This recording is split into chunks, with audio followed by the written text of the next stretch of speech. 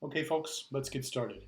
In this topic, we're going to survey the different approaches that American courts and legislatures have used when they're trying to measure the actions of a person to decide whether we can say that she has attempted a crime.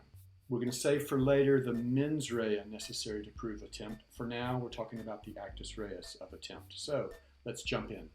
Now, all American courts distinguish along this line between idea, then preparation, then attempt, and then a completed crime. And we start with the idea that there are no thought crimes. So just having the idea about a crime is not going to be enough to actually get you criminal liability. You have to start moving into action before it becomes a crime. And in fact, it's not just any action. There can be some preliminary action, and we say that's mere preparation. It's not enough. It's only when the action adds up to enough that we're going to call it an attempt, that at that point we say, okay, now we've got a crime. So over on the preparation side, no crime. Over on the attempt side, it's a crime, punished typically a little less severely than the completed crime. Now, courts over the years have tried to specify the actions that a defendant has to take as you're moving from preparation to attempt. They've come up with lots of legal tests, many of them based on wonderful, poetic, vivid imagery. Some of them look forward and some of them look backward. So we'll begin with the tests that look forward. They're focused on the steps ahead of the defendant that would eventually result in a completed crime. So how many of those steps remain? What types of steps are they?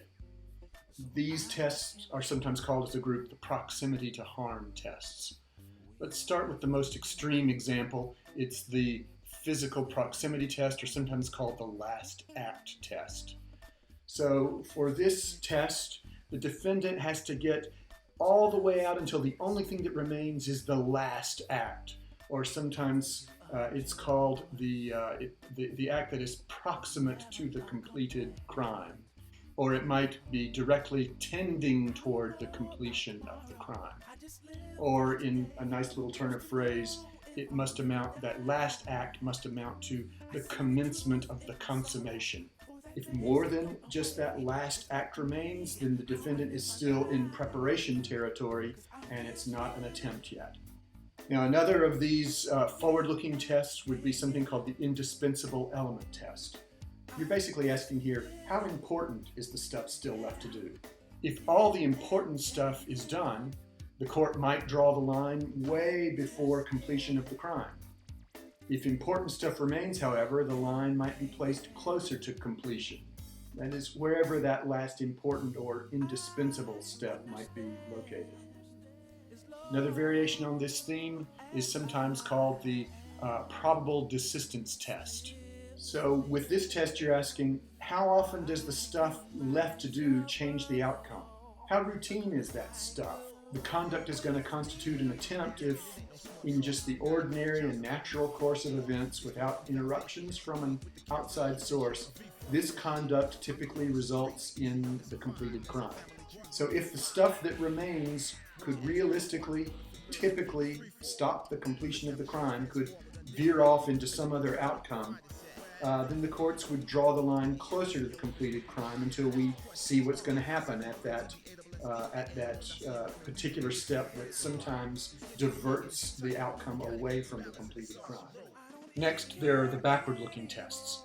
They look back over the defendant's shoulder to evaluate the steps that are already completed. How many steps have already been completed? What kind of steps were there? The key to these tests is that courts are looking for actions, and they could even be legal actions, that reveal the defendant's purpose to complete the crime. One of these tests is called the abnormal step test.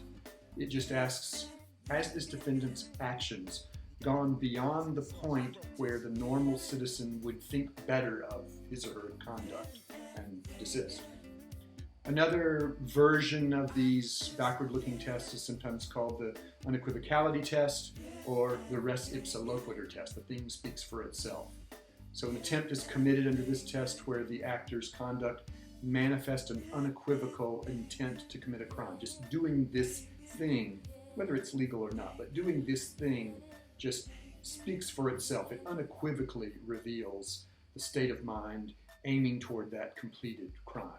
So the model penal code is primarily a backward-looking test. It is evaluating what has already happened, and it's asking two things. First of all, the steps that have already happened. Is there a substantial step in there? And then second, you're asking the stuff that happens, does it corroborate the state of mind of the defendant? So how does the model penal code differ from the backward-looking test that we've already talked about? Well, we do say that the steps have to be substantial, and that's a separate requirement from the corroboration. So you're not focused strictly on the intent of the actor. And then how does the model penal code test differ from the forward-looking proximity tests? Well, the model penal code focuses on whether the defendant has already done enough to demonstrate purpose, and it doesn't matter how far the defendant has left to go. So it is a backward-looking test. Now, why does the model penal code list the particular acts it does in 5.01 subpart 2? Well, it's because each of these on the list, various courts over time had ruled that each of these were inadequate as a matter of law under prior tests to qualify as an attempt. And so the model penal code drafters really wanted to get this question in front of the jury. More stuff to the jury. Sound familiar? It's a staple of the model penal code.